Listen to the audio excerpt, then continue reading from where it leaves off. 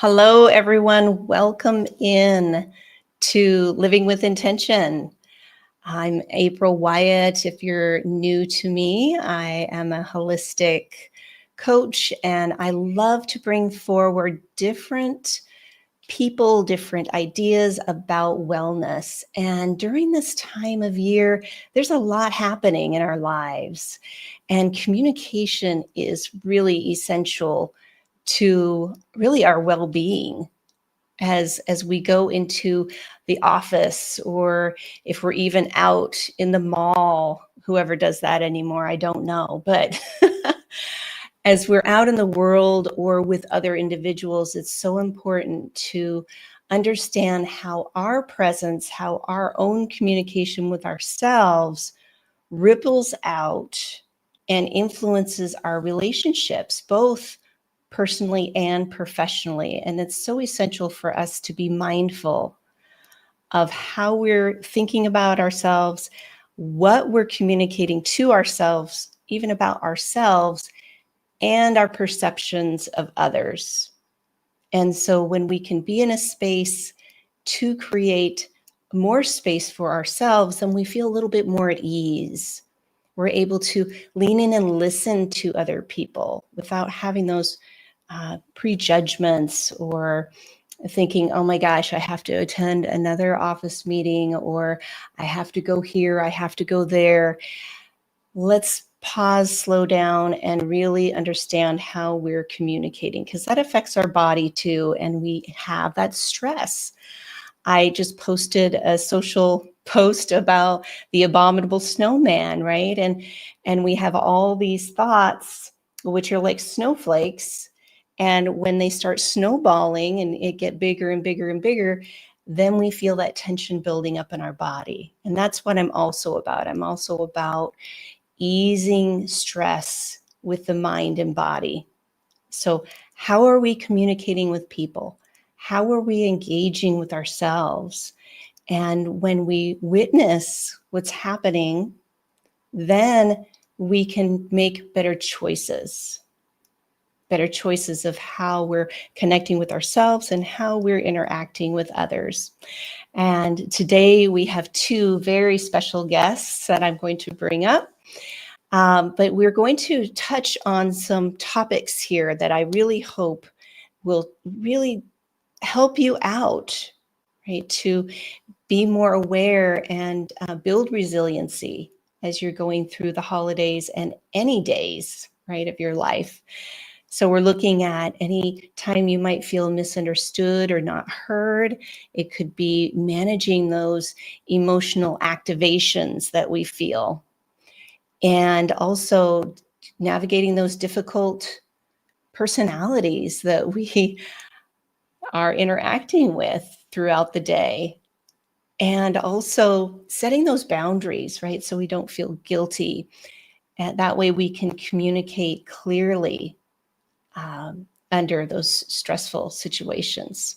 So without further ado, I'm going to bring up my guests. I have the amazing Royce Blake and the incredible Sean Meyer here. And we want to just have you introduce yourselves and what you do in the world to help people communicate more effectively. How's that? Absolutely. So great to have. Thank you for having me on, my good friend April. And yes, I am Royce. I was on the radio for a long time, and I love this topic because part of my job was answering a request line where people could just call into the radio station, and you'd think most would be requesting songs, but a large percentage were there just to tell me that I sucked. And after you get a few hundred phone calls about that, pretty soon you kind of develop this shield after a while. Because I learned that no one really doing better than you, more successful than you, will ever put you down. And once you can get that mindset in your brain, it makes it a lot easier. Best way to handle it is say, hey, thanks for listening. I really appreciate it. Or if you're on LinkedIn, it's like, hey, thanks for boosting my reach. It drives them crazy. So believe me, I've had unfortunately a lot of experience with let's say negative vibes. How about that? Well, isn't that interesting? Here you are, a radio personality, and you're broadcasting, and you're doing your job. And I guess that people see that as an easy target, maybe, to throw those tomatoes at you. When really you're such a great guy, Royce. I can't imagine anybody who would call in to do that. Well, you have to step back too and realize, I mean, my average audience was over 100,000 people. So, I mean, when you're talking to that many people, of course, there's going to be some, some weirdos out there. But, there were some lovely people too, made a lot of friends that I never met. But, it was great that they were out there. And I'm sure we'll get more into, the actual, boy, do I have stories about radio station Christmas parties too. But, man. Yes, that's a big, whether you're gathering at home or at the office. I think at least I've got a few tips to share. For sure, with communication, you've done that all of your life, and that's amazing. Sean, how about you?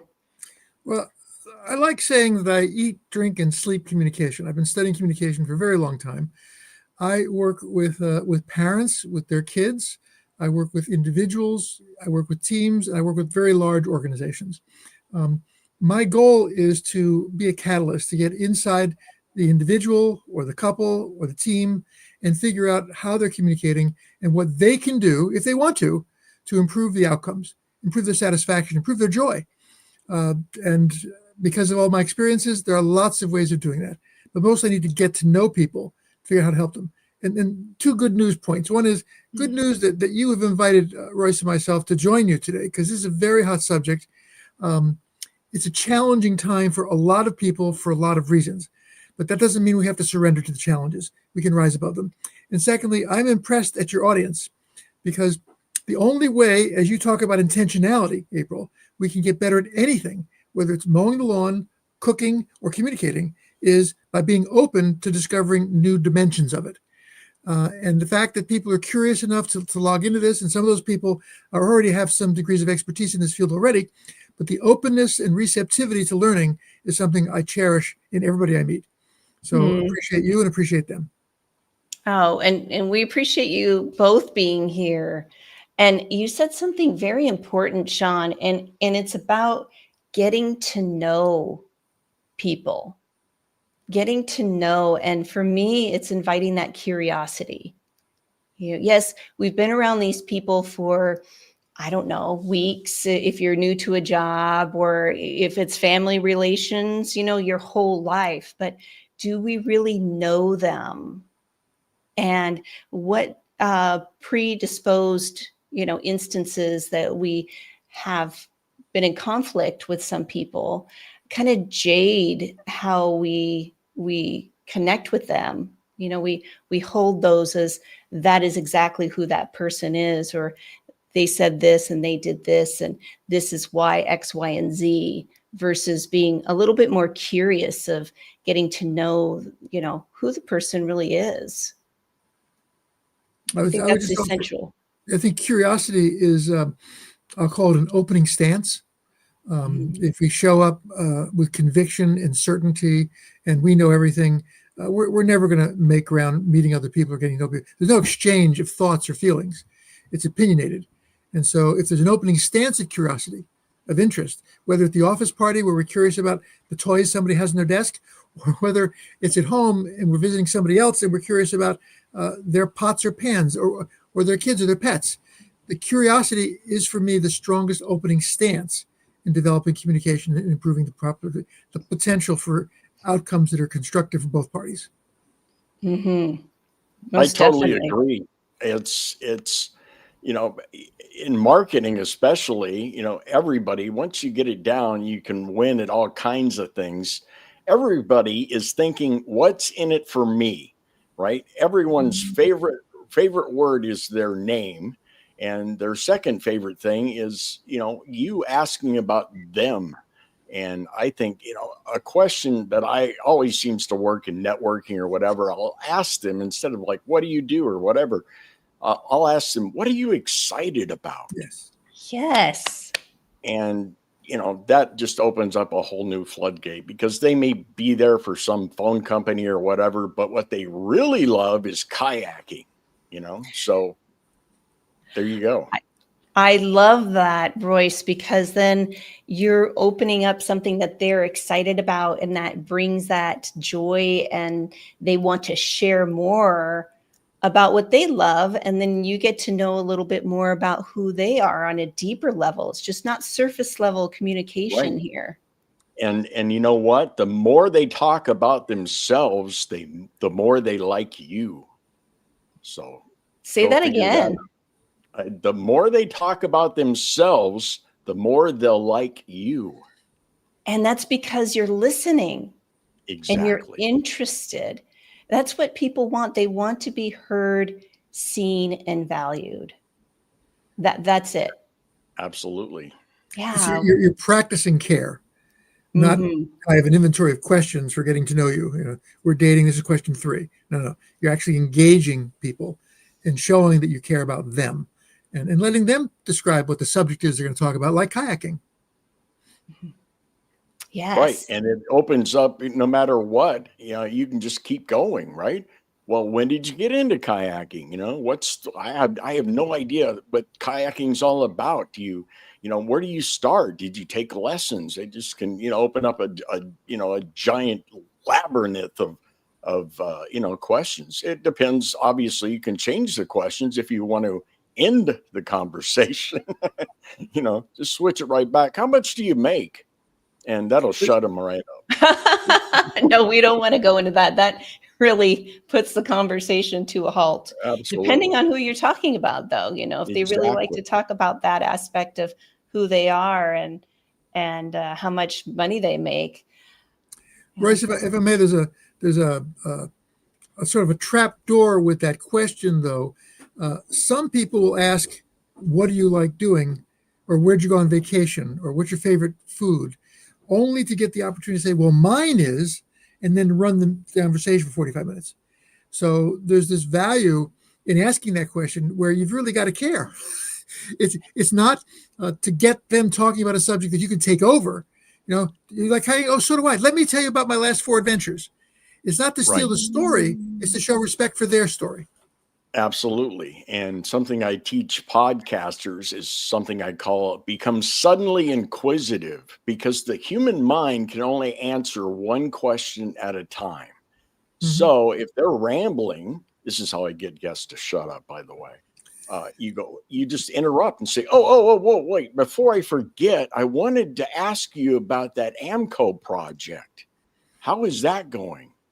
And then immediately they can't handle both questions. Yeah. See, this is why I knew you two would be amazing at co-hosting with me together, because you're bringing up different aspects of the care and also authentic listening, right? Caring about the person as an individual, not to meet our own needs, but to truly understand who they are. And that's what I absolutely love to do. Is I love co-creating with other people. I'm more interested in them and what gifts they have to offer and how they're creating ripples, in their communities, in the world, because it all starts with us, and being able to be in that space of truly listening and being curious. That's when more doors open. That's when you realize that you have more in common than what surface level tells us. Yeah. Oh, you bet. April, Go ahead, Sean. a word that, and I feel like apologizing. It's an academic word, but I love it. And it feels like it fits right here, which is what we do is we can either manage the conversation to a constructive outcome for all parties, especially the person we're talking to, or we can be a victim of it and blame them for not caring about our subject. And we can go through a variety of conversations around the water cooler or at home with a bunch of family and feel victimized by their subjects. I know that I'm not very good at sports. And if I'm talking to somebody who only wants to talk about sports, my goal is not to be upset about me not getting my time talking about my toys. My goal is for that person to feel good. I will ask them questions about this. I'll stay in the conversation on purpose because I think that whoever knows the most about communication has the greatest opportunity to influence a positive outcome. And the things that Royce is talking about are little strategies for managing towards the outcome of constructive value and respect for the people we're talking to, not taking things away. Conversations at home and in the office should not always be about selling something or proving that I'm better than somebody else is. It's about engaging people and resulting in some kind of positive outcome for the people we're engaged with. Oh, most definitely. I couldn't agree with you more on that, Sean. And that brings back to what I was talking about in the very beginning, when people feel misunderstood or unheard. So when we engage in those conversations of, oh, well, in an authentic way, not a snide way, like, oh, tell me all about that. There's different ways, as Royce knows, how you use your voice, how your body, is also communicating too when you're having these connections with others. But really asking, oh, well, can you unpack that for me a little bit more? I want to make sure that I'm grasping what you're sharing with me or how you're expressing right now. Absolutely. Yeah, you can even elevate it by saying things like, wow, that's incredible. I could never do that. And that elevates them to a much higher level in their mind, even if it was, their origami hobby or whatever. It doesn't have to be spectacular. So just by, acknowledging them and saying, wow, you're much better at that than I could ever be. Even if, you don't really care, right? But you want to make them feel better. And listening is by far the most valuable skill you can possibly have. I've seen so many podcasters, for instance, are so worried about getting to question number 7 that they miss some magical gold the guest just spewed out. And that drives me crazy. Yeah. And it works for Aunt Emma too, right? You want to give her that peace, and this is your time. Be there. Even if it's the third time you heard the story. Exactly. Yes, that has a lot going on there. Seriously, in all family dynamics or even in the office, can you just go a little bit further with that, Sean, about hearing that same story over and how we can become a little bit more curious about it to show that we do care? Happy to do that. I want to come back to your word of intentionality. What is my intention? And so my mom died about 10 years ago. And the last year, she would call up just to not be alone. Her intention was to have contact with her son. It wasn't to accomplish anything. It wasn't to build anything. It wasn't to borrow anything. So she would talk sometimes for an hour. And I would reach a point where I would ask myself, what is my mom's intention in this call? And what is my intention? My intention is I want her to feel heard. So I don't care if it's the third or fourth time she told me the story. That's not important. The objective, the outcome I want, the intention I want is for her to feel heard, understood, and loved. So I would paraphrase her for the third time. It didn't make any difference because that's where she was. I've got to meet people where they are. Yes, you have to. Otherwise, our minds are going to still beat that drum of, oh, here we go again. Here's the same story. I don't know why they keep saying that. But when we have that different perspective of how can I really show care right now? How can I bring the best self of me into this conversation, and doing our best to hold space and allowing this person to share that story or whatever it is, as long as it's in a healthy way, right? I'm not saying, just like Royce was sharing about the disgruntled people calling up at the radio station. There's a time and place for everything, right? That's when you need to just walk away. Yeah. So Royce, when I said that, I just want to bring you up here of how do we manage when we are experiencing those people who are just not present, who are working from their old schemas about You mean ourselves, or crazy Uncle Steve? yeah, let's just say that. And then how do you manage that when we're in that space? I think there's a couple, let's take a holiday dinner, for instance. It's if you can, set some rules, set some guidelines at the beginning and go, hey, everybody, let's make a pact, okay? Let's make this a fun, low level, no tension, happy celebration. So no politics, no religion, whatever. Okay, everyone, and you can set intentions like that. If someone, and I don't know, I know in my family, after I haven't seen relatives for a while, it seems like they've been saving up their opinions for the entire year just to unload on me, at that particular event, right? Hey, you still doing that crazy radio thing or something? Why don't you get it? You could have been a lawyer, and just rambling off.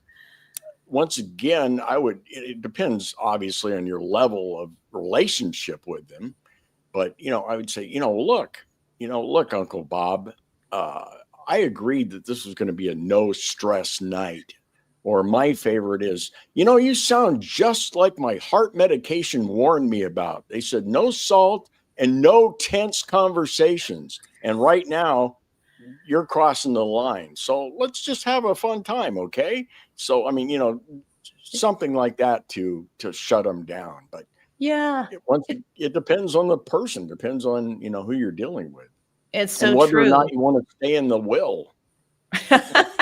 and it's about those healthy boundaries. So that's what you're getting at, Right. Royce, is setting those healthy boundaries. So that way, as I say, we put our attention on our intention, as Sean brought up. What is our intention going into this? Are we coming in open and curious? Are we wanting to learn a little bit more? And if so, then setting those boundaries of, okay, just as Royce, you said, crazy Uncle Steve or whoever that is, right? Okay, because of the dynamics, if it starts to slide a little bit, I'm only going to stay an hour. I can say, yes, I can come. And to have that healthy boundary, stay an hour, show up, Right. be there, be in that space, yet it's only going to be temporary. It's not the rest of the day. And it doesn't have to seep into the rest of the day either. Right, Sean? Well, I love this description of boundary because I literally have people who come to visit me because they feel lonely in their work, and they make appointments with me because I listen to them. And that's something they need, and I don't want to take it away from them. And that's cool. For some of these people, how much time do you have? I will say an hour, knowing I have two, because I know they're going to break the boundary. Why set myself up for failure by telling me I have two and then I'm taking three? So I can read it and see what's going on. There's an element, though, that you're talking about that's extremely powerful. I want to take it from implicit to explicit in that I use the word pause. And so if I don't feel understood, or if I see there's a potential tension, before interacting, I will pause, maybe for just 3 seconds. When we talk to ourselves, we can talk at like 300 words a minute, just a few seconds to think about something. What do I want to accomplish? Because my showing up is essentially an intervention in a cycle that repeats itself over and over and over again. I want to break up that cycle. So I'm intervene. So if I don't feel heard, I will talk to myself and say, okay, so if I don't feel heard, the best strategy is to listen to them better and paraphrase what they're saying, because human behavior, whether it be laughter or crying, is contagious. And so I will literally paraphrase more often in the conversation with them. And within 2 or 3 minutes, they are now checking in with my understanding. It's teaching by example. But the strategy of deciding to paraphrase, as opposed to walk away, which is always an option with Uncle George, occurs because I took the pause to think, what do I want to do right now? What's the most important thing I can do here? And if Uncle George is the host, I'm not going to walk away from him because he probably needs some reassurance in his life too. So now how do I want to proceed? But that's a conversation I have quietly. I would never have those words out loud because it would make things very bad, ugly, very fast. But it's a conversation that needs to happen during that pause. And one more quick thing is that we are the only animals on this planet capable of pausing before we react. Many choose not to do that. Many just react right at the starting gate. How dare you? Blah, blah, blah. You see, in some homes, in my home as well, people take their shoes off as a sign of caring respect when they come into the house. We have a doorway area where people take their shoes off, especially with people just do that. Well, if you walked in and didn't take your shoes off, am I going to start yelling at you? You don't know that that's the norm here. No, I want you to feel respected and welcome in my house. So I will just say, excuse me, I'm sorry, we didn't do a good job letting you know that we care about our clean floors because we walk around barefoot here, so we don't like tracking mud in. Oh, I'm sorry. But the pause is where all that thinking takes place. And the more often we do it, the faster we can figure out what's the best thing to do in this situation. Exactly. Thank you, That Sean, is, for bringing if I that could up. just jump in, April, that is a massive point, Sean, because that is a weapon. If somebody, especially somebody berates you to your face or whatever, take 5 seconds. 5 seconds is a long time. In your head, you'll be freaking out. But if you just turn your head and pause for 5 seconds and then repeat back to them what they just said, all of a sudden it's back on them and they're thinking now, oh, wow, that sounded bad the way that came out. And then it's back on them. A pause is a powerful weapon. And all of a sudden we elevate intentionality and thinking. Yes. And also I want to bring in, because I always say invite the pause. And it's because, and I love it that Julie already said this, that communication is the gateway to nervous system regulation and deeper clarity within. Thank you, Julie, for being here, by the way. And the other hounds that are chiming in, Curtis, and of course, Hounds of Business, and Mike Asherbranner, and those who are listening now and later. But I want to go back to that pause, because then when we regulate ourselves, when we give that space, as Royce perfectly said, our mind's going to be freaking out or, having all these thoughts spinning around, we can take a deeper breath. And it just takes a few seconds. And what we are doing is resetting our nervous system. We're not in that fight, flight, freeze. We have to react. And we're, that amygdala, the reptilian brain, can relax a little bit. And then we can remember our intention of why we showed up. Yes. Yeah.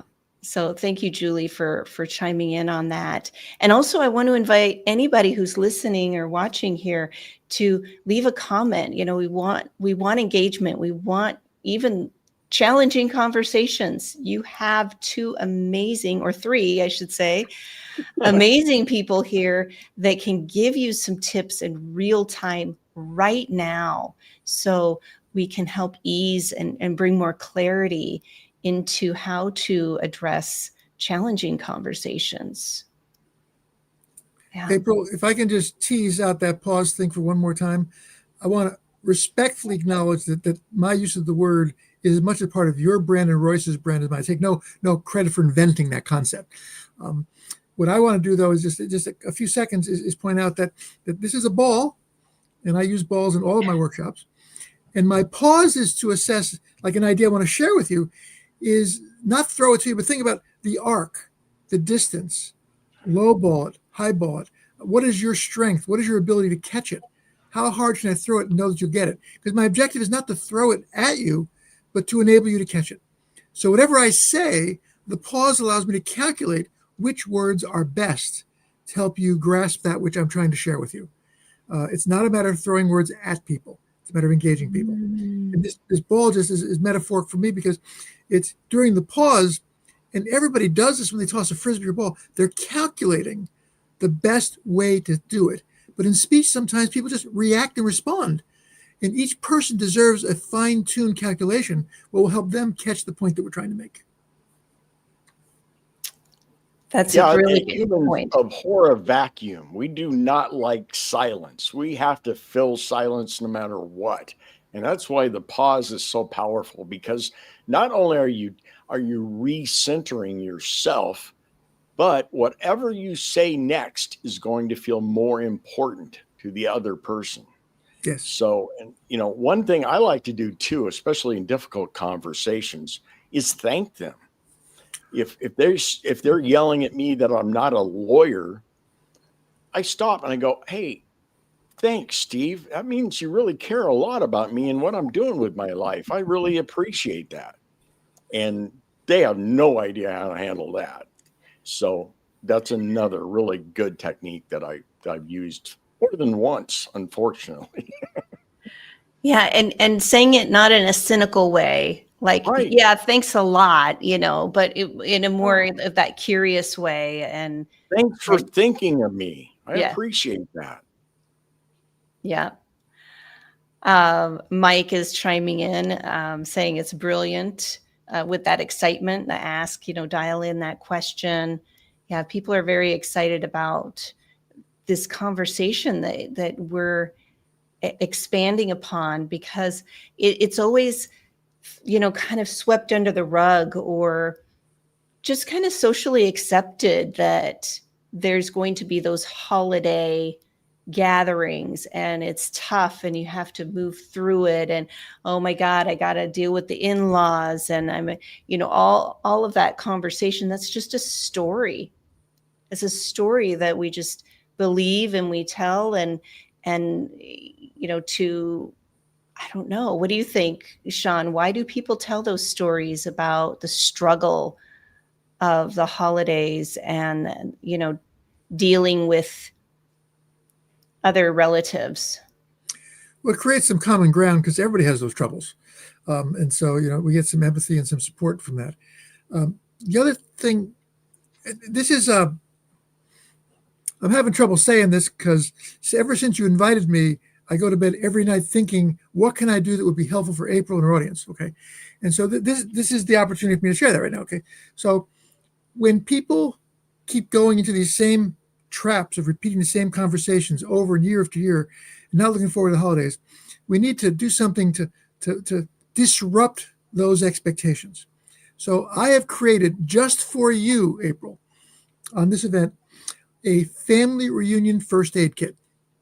A family reunion first aid kit. Yes. Oh my gosh, I can't wait to hear about it. And it's right here. And so in this kit, when I ever go to anybody else's house, I bring something that people can eat. Okay. It could be one of those cakes everybody hates, so we talk about hating it. It could be some flowers, but not cut flowers, because that means whoever's running the household has got to take time out to put in a vase. That's an imposition on people's time. It could be a small vase, a $5 item. It could be, if there's children in the house, one toy truck, $2, a matchbook toy. But whatever is brought into the house, one of my friends likes pastries, and I always go to a pastry chef over in the house, because all he does, he has partial dementia. All he does is talk about his angers about yesteryear. And when I bring him a pastry, he starts talking about pastry shops and pastries he loved. I create a subject that people can talk about different from the other stuff. I also bring some things that people can play with. This is an indoor Frisbee. And somebody's going to throw it, a little bit, and somebody get yelled at for throwing it. But we're in the present right now. We're not talking about last year when you broke my vase, or last year when you spilled the gravy. We're in the present. And so I also have a large collection of objects like this, Nerf balls, and people are inclined to want to play catch. I also literally bring Band-Aids. And because when people have a cut and they can't find one in the house, I've got some in the car. But literally, I envisioned it as a sort of a conversation or starter bag. Mm-hmm. And I went to one person's house. They had several kids. I thought, what can I bring as a housewarming gift? I'm not bringing a bottle of wine. I'm not going to bring a loaf of bread. So I got one of those giant rolls of toilet paper. Big house, lots of people. And so I wasn't the first one there, but after a lot of people were there, I thought, now's a good time. I brought the toilet paper. I thought you might be able to use this. It was like worth 20 minutes of conversation. So we have an opportunity with this first aid kit for family reunions to invest in directing, not direct, but leading, inviting conversations that are different from the usual, do you still drink? What kind of pot are you smoking now? How's that broken car you've got? So introducing novelty to the conversation. And it just Mm. creates more presentness instead of preoccupation with the past. I hope you don't mind my doing that. I for a love little. it. I was I excited. absolutely love that. And I That's could see awesome, Sean. Royce. Yeah, Royce really sparked. You got his interest with that. If I And don't need it, I it, leave it in the car. If I don't need it, Yeah. it's just in the car. And Yeah. I'll eat those pastries when I get home. But it's just to have something. And don't forget conversation starters. Yes. Like, one of my favorites is, what did you believe as a kid that you later found out wasn't true? Like swallowing watermelon seeds, right? And they grew in, Yes. or your gum never evacuates. That's a good word for it. You have more power, I think, sometimes than you realize, Royce, because the conversation starter is inviting stories, not yes, no answers to questions. Right. Exactly. Do you still live there? Yeah. Okay. Now where's it going to go? What's your favorite food? But how Yeah. about those Yankee? Literally, your conversation starter is a storytelling conversation, Mhm. which engages people and helps them be more present. So that very And powerful. occasionally you'll get one or two that still believe it's true. Some of my best radio shows were about UFOs and ghosts, and people get ready for a long conversation. They If get excited. you want to pick one of those. They get excited. That sounds like another conversation here. But yes, it's absolutely. Let's shift it up. Let's create a different, more stimulating environment. This Yes. actually lights up more of the prefrontal cortex, our creativity, our connectedness to others. Having that, I love it. That first aid kit, it's wonderful. And Ever said that, wow, they really like that idea too. Thank you, Ever, for being here. Uh, yeah, there's so much creativity and fun that we can bring to any conversation, to any environment. And it doesn't have to be the same humdrum, just as our minds try and play it out that way, because it only can work from the past. Our Yes. minds only work from past experiences, or it tries to project into the future. That's the worry, that's the anxiety. So when we can live from a more present state and really ask ourselves, how do I want to feel at the end of the day? Yes. How do I want to feel after I engage with this person? It doesn't have to be rainbows and unicorns here, people. It can just be a simple contentment. I want to feel more peaceful, or I want to feel more relaxed when I'm engaging with this. Okay, so let's set the tone before you even get out of your car, before you even get out of bed that day. Ask yourself, how do you want to feel? Breathe that feeling into your body. Your cells respond. You're going to vibrationally, energetically bring that forward throughout your day. People can feel it. I'm sure each of you know that. Somebody walks in the room and they don't even need to say anything. And it's like, oh, I need to stay away from that person. Or, wow, there's something heavy happening over there, so I'm just going to gravitate over here. How do you navigate through that, Sean, when you know that there's the elephant in the room, but nobody's talking about it? With this picture. Okay. Some people see What's the rabbit, picture of? a rabbit or a duck. To toss out. Ah, The problem occurs when one person says it is a rabbit and only a rabbit, and if you see something else, there's something wrong with you. The problem arises when certainty emerges from things that are not certain. So if you have an opinion, it's okay if you have it. It's okay if I have a different one.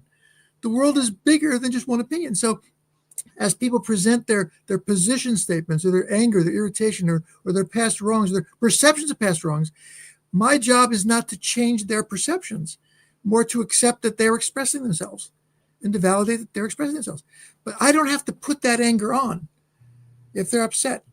I cannot be with my sister and her family without somebody being angry about some wrong that was done to them, which may not have been done to them at all. But I'm not seeking what's right or wrong.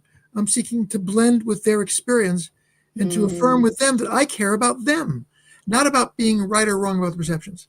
And not to obsess about my mom, which we could obsess about for a long time. But when she was dying, the nursing staff said, just tell her a lie. Who says, I think there's somebody in my house. Say, okay, I'll look into it. Or say, I don't think I'm home. Can you get me home? Say, yes, we'll get you home. Just agree with her perceptions. Well, my brother and two sisters couldn't do that. They thought the truth was more important. So when she said, I think I heard somebody in my house, they say, you're wrong, you're hallucinating. What did that get them? She screamed. She'd be angry. They fought. And they felt, we're doing the right thing. Well, they can have their perception as long as they're not hurting somebody else with it. So when people have perceptions, I want to respect their perceptions. I don't have to agree with it. So, you think that lawnmower that I borrowed last year, I broke it. Well, you may well be right about that. I'll agree with it. It may be true. But I'm not going to buy you a brand new one. I have to go there. So there's this concern around when these patterns emerge that cause people to not feel good, there's often a corresponding frequency of the use of the word but. People start butting each other. And there's a device which is taught by improv people, which instead of saying but, say yes and. Just remove yes but from your vocabulary. Because you butt me, I butt you, and you can see the butt count going up, like a Geiger counter. So we want to add points of view, not confront points of view. And so that additive approach I found to be very helpful. It also works against buttons. I will say people push my buttons. Oh. You go to a party. No one can push your button. Only you are pushing the button. I don't have buttons. It is. I don't know. All they can do is define what they're paying attention to. In which case, I respect their need to do that. It doesn't hurt me. I remember, I hope this is useful. It's still on track, but I just feel compelled to share the story. When my son was about 4 years old, I was put into bed. I sat in bed, my turn. And he looked up at me and he said, Daddy? I said, yes, son? I hate you. I thought to myself, pause. I wonder where that's coming from. Pause. He's never said that before. Pause. This is interesting. I think I'll find out what's going on. I said, well, first of all, I'm so proud of you for saying that. It sounds like it was hard for you to say that. I'm not happy. Well, I'm proud of you for saying things to me that are hard to say. And I'm very curious about what it is that you need. I just want to watch 2 more minutes of television. And I know countless parents that would have disciplined their child. Yeah. 4-year-olds don't know the meaning of the word, let alone how to spell it. There was something going on. So curiosity for what's going on is, again, the antidote for these issues too. You appear to pushing my buttons. That's interesting. I don't have any buttons. So how are you feeling? Can we talk more about that? Yes. What can I do to help you? We go there. Thank you, Sean. That so much, right? It just people are going to have to replay and listen to this over and over again about all of that. But I know Royce had something to share also about how to move through those challenging times. What do you have to share with our audience here? Yeah, I think for me anyway, it's more of a mindset. First of all, I've finally gotten in my brain that 90% of the stuff we worry about never happens. And I know it's easy humans are great at catastrophizing, right? They go to the worst possible thing that's going to happen. The other thing that has really changed my life is living in the now. All we're guaranteed is now. I could be dead at the end of this podcast. So I'm going to make the best of it I can. And that's the place you need to come from. And as far as dealing with negative people, I always remember this because I had just moved to a new city and was going to be a new disc jockey on the radio station. And I had to go in and learn the control room. And from the morning guy who was still on, he just finished his show and he was showing me how, every board is different. And I said, so I asked him some really basic question, and somehow he goes, I'm not sure if I like you yet. And so I just looked at him, and I don't know how this line came to me, but I said, I hope you conquer that struggle. And he had no idea. That was great. Yeah. So, yeah, when someone says it to your face, I also happen to be not really today, but I was in the martial arts for a long time. So, after you reach a certain level, you can kill people so many certain ways. You become much more peaceful, believe it or not, because once you have that power, little things like that don't bother you nearly as much. But the thing is concentrate on the now. No matter if somebody's screaming at you or whatever, know that they're coming from a much different place than you are. Look, I'm here to have fun and live in the now. This is all we're guaranteed is right now. So make the most of it. That's how I look at it. Yes. And not believing in those negative thought patterns that, are just stories about ourselves or others. And when we began this conversation, I asked everybody to remember, it's the communication. How are we communicating to ourselves first? Because this right here in you is what sets the tone.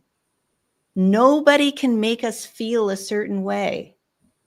I'm sorry to tell you that, people. Sorry to interrupt, April, but I'm staring at it right now. I'll give you the PG version, but I have a huge plaque right above my computer. Oh, please do. That says, hey, exclamation point. You've screwed up way bigger things than this. And that's the PG version. But it reminds me every day to take a chance, and just look, man, what's the worst can happen? Nothing is the worst that can happen. So that's that's my, and I see it every day. It's like, yeah, you're right. Yeah. And we have to laugh at ourselves too. Let's just be curious and, oh, that showed up again. That's interesting, isn't it? Okay. Let's get out a bag of fun that Sean has. Let's bring some playfulness into it. Life isn't as complicated as we believe it to be. And just by us pausing, taking that breath, really receiving more of ourselves. And then we're more confident and clear in our boundaries and how other people will receive the words that we're exchanging, because we're coming from that clear, more present space of authentic connection. Yeah, and you're most welcome ever for tuning in, and all the Hounds of Business and Mike and Curtis and everybody who showed up today. We really so appreciate you, Julie. And so before we leave, Sean, tell us how people can connect with you. What's the best way to connect with Sean and gain more insights of your wisdom? You have so much wisdom to share. It's absolutely amazing. Well, you're very kind, and I'm going to steal an extra 10 seconds to say that I love Stephen Covey's work in positive behaviors, and one of his concepts, I think it's his, is the emotional bank account. And the premise is when we're making deposits in other people's emotional bank account, we create value. And if we do make enough deposits, we can afford the occasional accidental withdrawal where we actually do something stupid or something can be perceived as hostile. And it's tolerated because they know we're good people and they'll let that go as a mistake. But if we don't make positive emotional deposits, we've got nothing in the bank account. And so if we do a slip up, they will assume it's malicious and vicious and hostile, even if it's just a mistake. So I just want to throw that out there real quickly. Best way to reach me, in all honesty, is 413-668-5599. It's written in my on the post in there because I'm getting up to 15 calls a day from scammers. I don't answer the phone anymore. I would love to get a call from a real person. But for a longer term conversation, you want to book something, Zoom meetings, or another way to get in touch with me, my website is stopwastingwords.com. We have a free self-assessment for leadership communication on that website. It's available on page 1. And my email is seanemahar.author@gmail.com. And the E is important for me. It was my father's initial, but there are billions of Sean Mahars in the world. There's only one Sean E. Mahar. And so I made that the root cause Of course. for my email. There's only one you for sure. Yeah. And Thank I'm you grateful so much for this opportunity to have you here. Yes. You're great to be in conversation with. Yeah, we enjoyed so much. And there's so much more to unpack for sure. Royce, how about you? How can people connect with you, my friend? Well, everything is pretty much Voice of Royce. If you can remember that, you can pretty much find me. I don't know how I came up with that name, but yes, voiceofroyce.com, Voice of Royce on Facebook, Voice of Royce on Substack, or of course, I think you're putting in my link to my LinkedIn profile. I'm on LinkedIn every day. So, and I've got a brand new, it's going to be a free guide coming out. It's called From Mic Shy to Camera Confident. So helping people who are afraid to get online, get on camera, do a podcast, do Zoom, whatever. If that scares you, you're going to love this. And that'll be free, and that'll be coming out in the next couple of days. That's exciting. So exciting. And be prepared to get a call from Mike Asherbranner, Sean. He said he's going to be calling you. And I hope you do get real people calls. That would be lovely just to have those conversations, right? So before we leave, what's just one thing that you want our audience to hear about, communication is care for the holidays and beyond, really? Every place we walk, we leave a footprint. Every place we walk. And when we walk with people, when we talk to people, we leave an impression. I am stretching the metaphor here a little bit, but my question is, what kind of impression do I want to leave on that person? And I want to leave them better than I found them. I want to leave them happier. I want to leave them satisfied. I want to leave them seeing me as an asset, not as anything other than that. I want to build connections, not distance. And so in every conversation, in every interaction, we can leave them more intentionally. There's no such thing as small talk. We just shot the breeze for half an hour. No. Every interaction, we're creating impressions. And I want those impressions to be positive. That contributes to their self-worth as well. Well said, Sean. Thank you so much for your contribution. And Royce, what do you want people to know about more of communication is care today? I think my overall thought is, I'm always there to help everyone you meet, even if that's just a thank you at the grocery counter, even if that's just a quick, what people love? They love this phrase, especially if you can see their name tag. You say, "Hey, Peggy, you're doing fine work." Yes. And for that little sentence, people love that.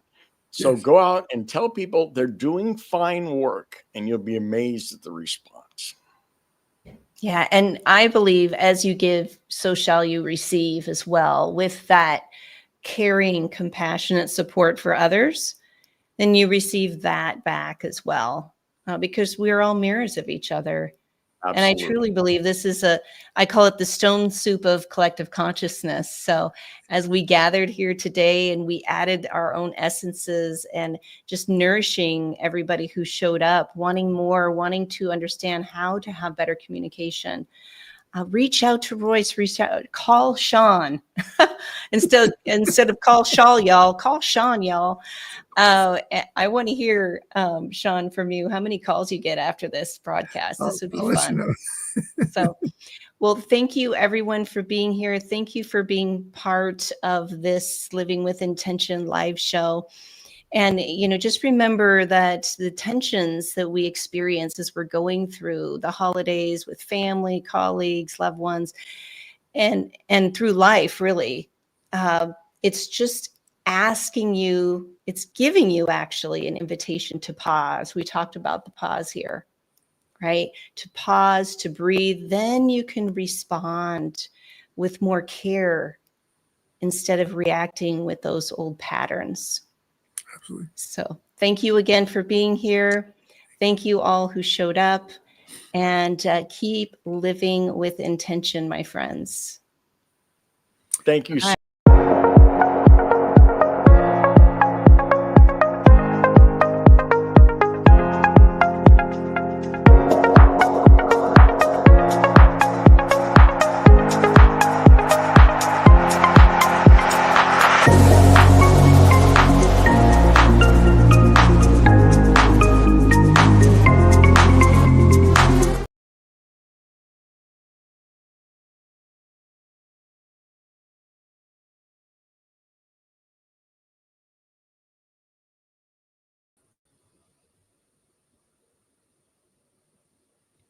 Testing 1, 2, 3. Thought we did well, Sean. Hello there, Royce. I Was thought hoping we to did see you one more well. time. April, this is like the Wizard You're of on Oz mute. for me. Beautiful.